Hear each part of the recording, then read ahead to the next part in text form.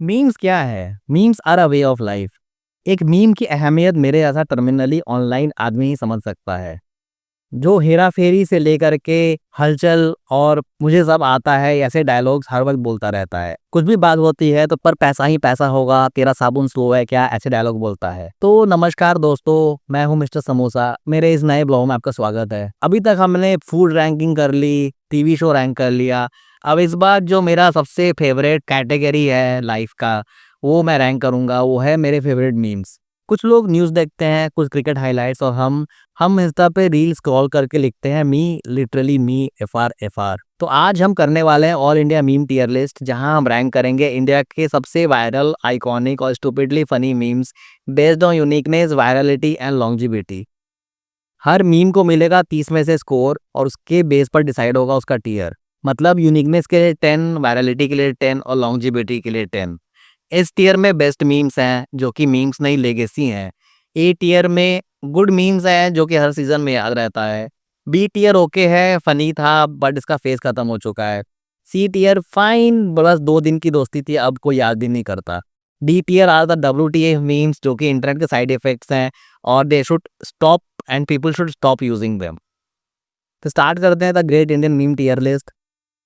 Make sure कि आपने subscribe करके रखा हो ताकि आप अगले वीडियो पे भी वापस आ सके और मुझे अपने सजेशंस कमेंट्स में बता सके। सो 2019 का वर्ल्ड कप था। पाकिस्तानी फैन सलीम अख्तर ने बहुत इमोशनली पाकिस्तान के पुअर परफॉर्मेंस पे रिएक्ट करा था। उनकी हाथ कमर पे थी और आंखों में डिसअपॉइंटमेंट था, और तब से वो मेम हिस्ट्री बन गई। एक ही फ्रेम में फ्रस्ट्रेशन, डिसबिलीफ और रेजिग्नेशन सब कैप्चर हो गया।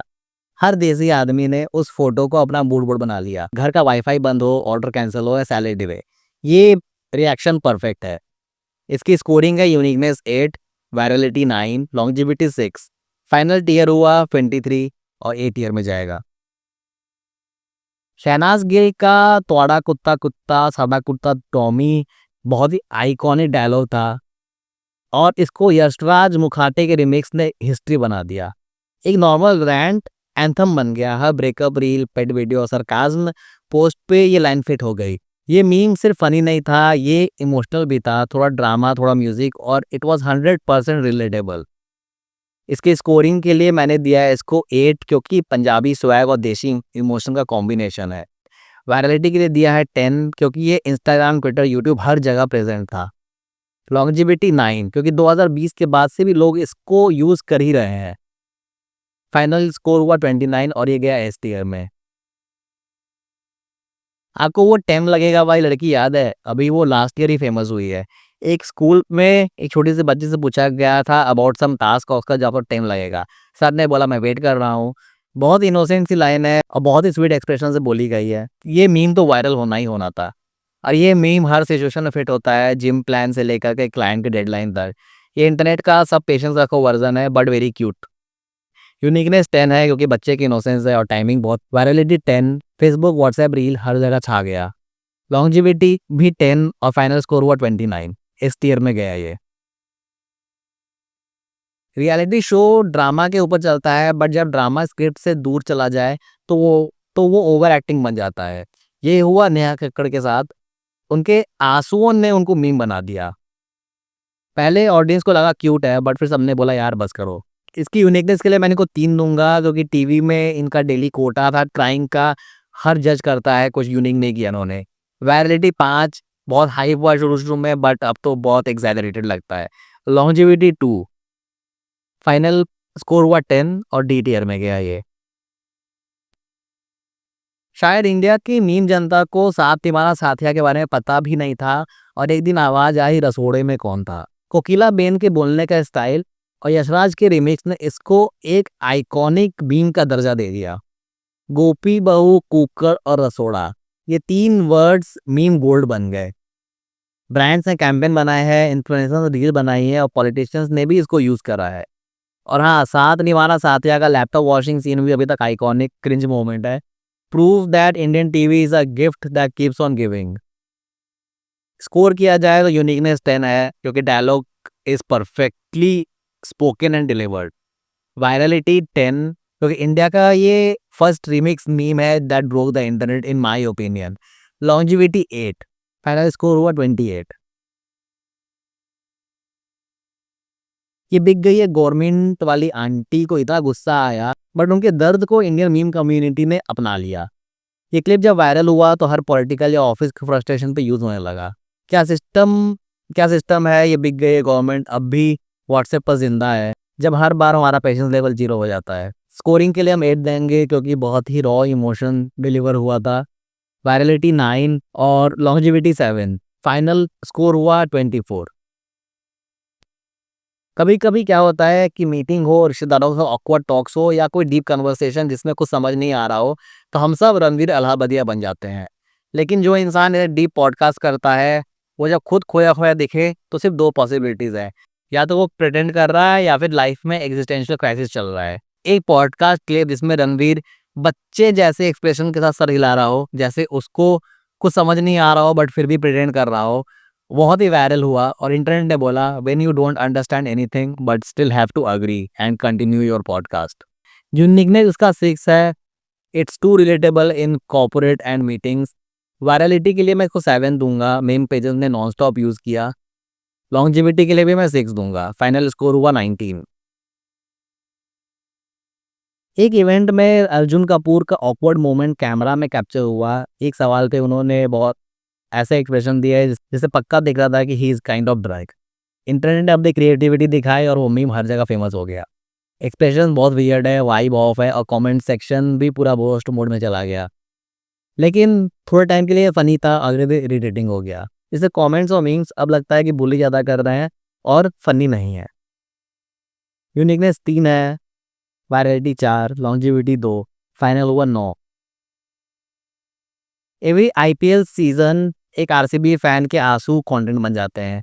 ई साला कब नमड़े हर साल मीम बन जाता है और फैंस भी लॉयल रहते हैं। ये मीम इतना यूनिक नहीं है क्योंकि मैनचेस्टर यूनाइटेड वालों का भी सेम हाल है। I guess red red bye bye. इतना पेन सिर्फ ट्रू लव ही दे सकता है। यूनिकनेस की बात की जाए तो मैं इसको 5 दूंगा। वायरलिटी के लिए 10 क्योंकि आईपीएल सीजन का स्टेपल है। लॉन्जिविटी के लिए 8। फाइनल स्कोर हुआ 23 और इसको मैं डाल रहा हूँ 8 ईयर में।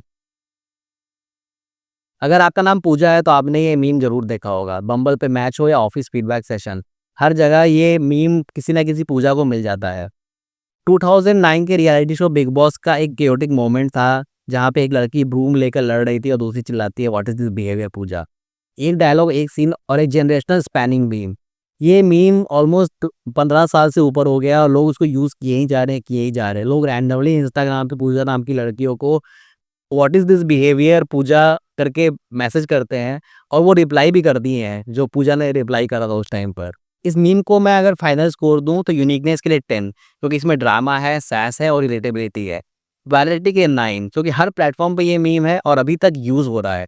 लॉन्जिविटी के लिए भी 9 क्योंकि ये क्लासिक है and it keeps on returning. इसमें कोई ऑफेंसिवनेस नहीं है, इसमें कोई सेक्सिज्म नहीं है, ये बस एक मीम है। फाइनल स्कोर हुआ 28 और this goes on S year. एक आइकॉनिक सीन फ्रॉम पंचायत, देख रहा है ना विनोद, इंस्टेंट मीम बन गया।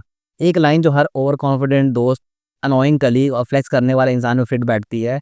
ये पंचायत की सिंप्लिसिटी और टाइमिंग को रिप्रेजेंट करता है और इसलिए ये मीम कल्ट है। फॉर फाइनल स्कोर यूनिकनेस मैं इसको 9 दे रहा हूँ, वायरलिटी के 8 दे रहा हूँ और लॉन्जिविटी के 7 दे रहा हूँ। फाइनल स्कोर हुआ 24। इसको मैं डालता हूँ 8 ईयर में।